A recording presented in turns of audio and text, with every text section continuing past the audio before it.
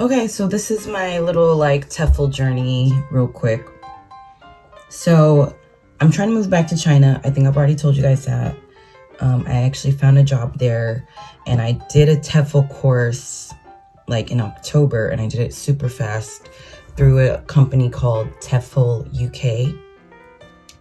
And I did it in like a week. I was like, I just kind of like click through and took the quizzes and used common sense and passed it, right? So the thing is with China, you have to have it authenticated, right? Any course that's not a Chinese one, you have to have authenticated with the Chinese consulate. So after I got the job, I was like, because it was really weird because like my best friend, he was gonna pay for this TEFL course that I'm taking now, the Chinese one, but I didn't have a job at the time, and I was like, I don't want to have to owe him money, because the thing is like, what happened? Like I could only pay the girl in like, not renminbi, but like through WeChat or Alipay, and I don't have WeChat or Alipay right now. So he was gonna pay for me, and then when I get my job, I pay him back, which we should have just gone with that way in the first place. But another friend was like, oh, just get the other one and get it authenticated through whatever company. And so the company that I found that job through, they do authentication, but they are a US company, and they said they can no longer authenticate UK documents. So that was annoying. And then I was like trying to look into but they gave me like the contact for the UK authentication, and that was just going to be a whole can of worms, because you have to like send the certificate to them, and I already know, which costs money. That costs money. I mean, I sent like, I don't remember, something super, I don't know, skinny thin to China like a couple months ago, and it costs a lot of money. And I mean, like, especially if you want to expedite it, like they really just charge you an arm and a leg. And so I was like, it just doesn't make sense for me to spew out more money, because the TEFL course that I took was like they had some kind of sale during Halloween, some kind of Halloween sale for like, I did the 220 hour with emphasis in business English, because I was like, oh, at least I can do like, because I'm not trying to teach the kiddos if I don't have to. So anyway, I still have the TEFL, and I'm gonna use it someday, one day, who knows? But like, I guess I spent like $180, which was on sale, it was like 30% off, so it would have been way more. So just like $180 loss. It's not that deep, you know. But now, turns out that like me getting it authenticated with the through the UK, and then I'm in Japan, and then it's just too many countries, too many like variables, that I was just like, you know what, I should just take the Chinese one, since I already found the job and I'm gonna be moving there, and like that way you don't have to get it authenticated. Okay, like this is the backstory. There's a lot going on with these TEFLs. Oh my gosh. But can you believe that I wouldn't even need to get a TEFL if I have 2 years of relevant work experience, right? So, which y'all know I low-key don't, but I do, but I don't, but I do, but I don't. And so I was able to like finesse a document with a supervising attorney that I have worked for freelance, to be like, oh yeah, she's worked for me for 2 years. Because, you know, no one checks it. People don't check anything. This is what I'm saying. These are formalities. They're just a waste of everybody's time. It's all a racket. It's a racket, a total racket. And so finesse that document, right? But since it's in the legal industry, like the company that I'm working for, they already hired somebody who they are putting down on paper as being a legal representative, something like that. And he said that their agent was like, their visa agent was like, damn, you guys can't have 2 legal representatives. They're gonna peep that. So it's probably better for her to just get the TEFL. So I'm just getting the Chinese TEFL. That'll do it. That'll do it. I'm getting the Chinese TEFL. So I'm gonna just tell y'all, my friend Alistair, shout out to you, Alistair, I love you, paid for my TEFL.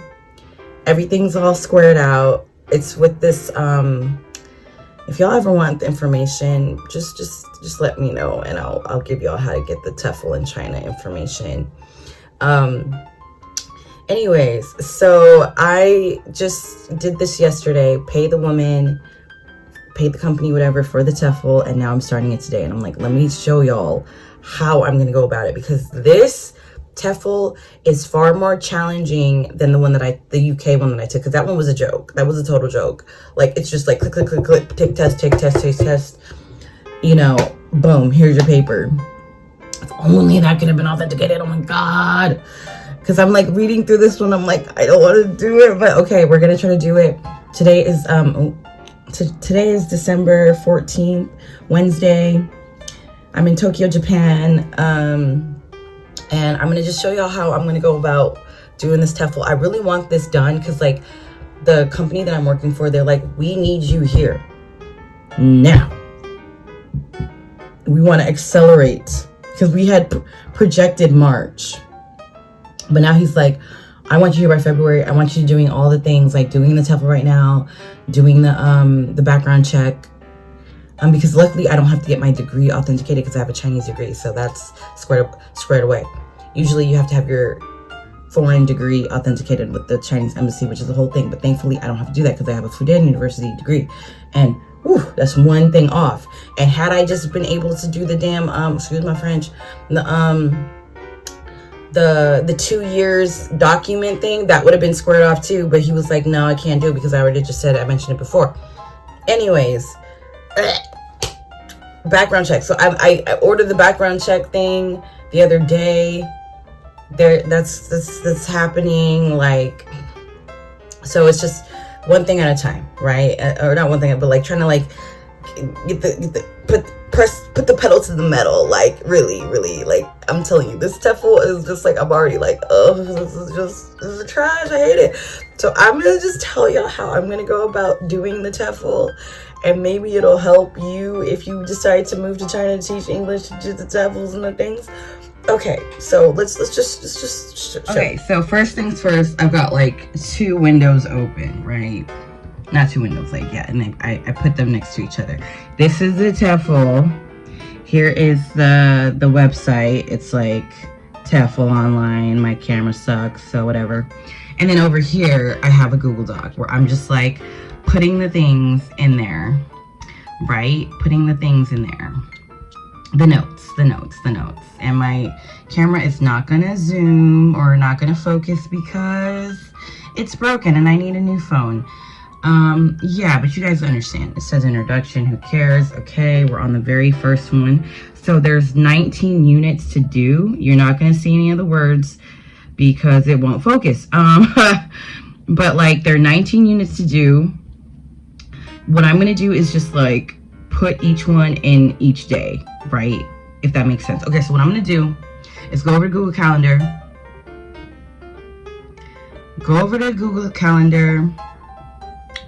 And then I'm gonna like put each day, because I want to do it 1 per day. I think doing more than 1 per day, depending on how it goes, would be ideal or would be great. Like, we're not gonna strive for that though. We're gonna try to do 1 unit per day, so it's 19 days. If you do 2 units, then great on you. But we're just gonna like do some organization. So I'm gonna plug all of these into a different day in my Google Calendar. So I'm gonna do that and then we'll be back. Okay, so I just put everything in my Google Calendar. All the reds are the projected time. Hopefully I can have this done by the 7th of January, the latest. So I'm gonna just start the first lesson now and let y'all know how it goes. So I'm actually like taking it seriously and taking all the notes and stuff like that. But I know that like as I progress, I will learn the system and I'll know how to just guess and stuff like that. But for now, I'm reading everything and like, it's so cute, taking my time. But like, believe me, by unit 4 or 5, I'll be like, click, click, click, click, click. So speed through it like Speedy Gonzalez through this stuff. So just as it stands, I'm being very, very, very diligent. Okay, little update. I'm on section 1.0 1.3. No, 1.2. There's 1.5 in all for unit 1. And I so far find this TEFL to be way more interesting than the other one. I would say y'all should just do this one because it's at least like, it is talking about like colonialism and linguistic imperialism. I was like, the other one wasn't talking about nothing. I was like, I'm over here reading this like, oh okay. Oh, it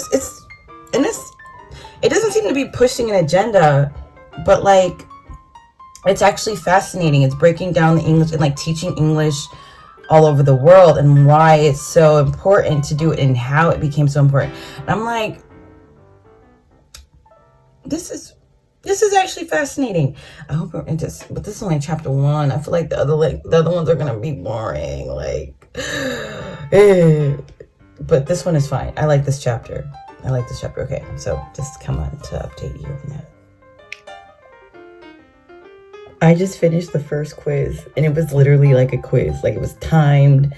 They asked,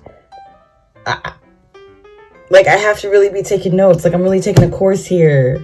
Yo, the TEFL UK was a joke. This is not a joke. This right here this is real. This is real. So I'm not doing another one today. Like, I thought I was like, oh yeah, this was like the content was really interesting. But ma'am, you really have me out here like looking back at my notes. And I got 90% on the quiz. And I'm over here like, and they put little notes within the thing like, oh, that we're not going to ask you about this. And they ask you about it, and you get one attempt to take. Girl,